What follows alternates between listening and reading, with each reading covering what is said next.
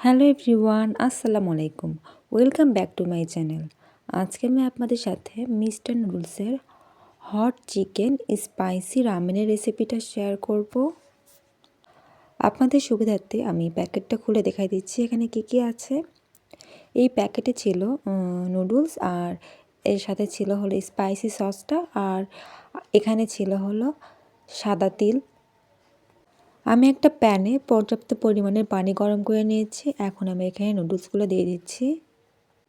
এটাকে আমরা বেশ অনেকক্ষণ ধরেই বয়েল করে নেব, কারণ এটা বয়েল হতে বেশ অনেক টাইম লাগে।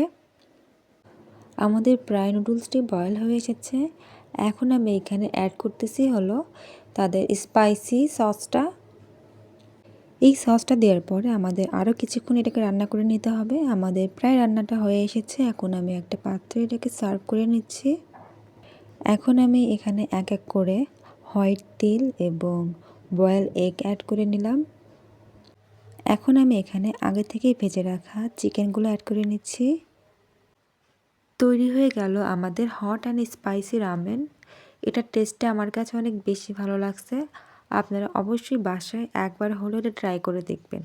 আশা করি অনেক বেশি ভালো লাগবে। আল্লাহ হাফেজ।